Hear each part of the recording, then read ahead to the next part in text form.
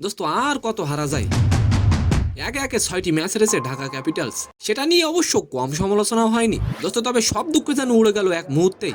আর এবার সাকিব খান খুশিতে নিজের টিম ঢাকা ক্যাপিটালসকে নিয়ে ফেসবুকে এটি কি পোস্ট করলেন। এন্ড সেকেন্ড নিউজটি থাকবে দোস্ত, সৌদি আরবের জেদ্দায় রবিবার রাতের ফাইনালে 5-2 গোলে জিতেছে হান্সি ফ্লিকের দল বার্সেলোনা। দোস্ত গোলের বন্যায় রিয়ালকে গুড়িয়ে দিয়ে স্প্যানিশ সুপার কাপ জিতলো বার্সেলোনা। তো নিউজ দুইটি জানতে অবশ্যই ভিডিওটি সম্পূর্ণ দেখবেন। সালাম নমস্কার দোস্ত। ঢালিউড সুপারস্টার সাকিব খানের মালিকানাধীন ঢাকা ক্যাপিটালসকে নিয়ে আলোচনা ছিল তুঙ্গে, বাট একে একে 6টি ম্যাচ হেরেছে ঢাকা ক্যাপিটালস। দলের এমন বেহাল দশা নিয়ে মন খারাপ ছিল খোদ সাকিব খানেরও। তবে সব দুঃখ যেন উড়ে গেল এক মুহূর্তেই। লিটন ও তানজিদরা যে ইনিংসটা উপহার দিলেন তাতে আর দুঃখ থাকবে কি করে। নিজেদের দলের এমন ইনিংস দেখে সাকিব খান তো বেজায় খুশি। এবারের বিপিএল 2025-এ আপনি কোন দলকে সাপোর্ট করছেন অবশ্যই কমেন্ট করে যাবেন।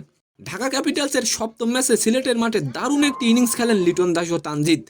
আর তাতেই রেকর্ড বইয়ের পাতা ওলট পালট হয়ে গেছে। ঢাকা ক্যাপিটালসের এই বিশাল জয়ে নিজের ফেসবুকে সাকিব খান লেখেন, টাইগার যখন ঘুরে তাকায় তখন সবকিছু বরবাদ হয়ে যায়। Number 1 partnership in BPL history. এদিকে সাকিব খানের টিম ঢাকা ক্যাপিটালস বিপিএল ইতিহাসে দলীয় সর্বোচ্চ রানের রেকর্ড ভেঙে দিয়েছে। সেকেন্ড নিউজ চলো, আগের ক্লাসিকোর ব্যর্থতা ভুলে শুরুতেই গোল করেন এমবাপ্পে, কিন্তু কিসের কি দাবুটে ফুটবলে আবারও তাদের জালে গোল দিয়ে উৎসব মেতে উঠল বার্সেলোনা। আরও একটি ক্লাসিকোয় চির প্রতিদ্বন্দ্বীদের উড়ি দিয়ে স্প্যানিশ সুপার কাপের শিরোপা পুনরুদ্ধার করলো বার্সেলোনা। এদিন 5-2 গোলের স্প্যানিশ সুপার কাপ জিতলো বার্সেলোনা। সম্মানিত দর্শক, আজকের ভিডিওটি কেমন লাগলো অবশ্যই কমেন্ট বক্সে জানাবেন। আর ভিডিওটি যদি ভালো লাগে অবশ্যই একটি লাইক দিয়ে আমাদের চ্যানেলটিকে সাবস্ক্রাইব করে দিবেন। ধন্যবাদ।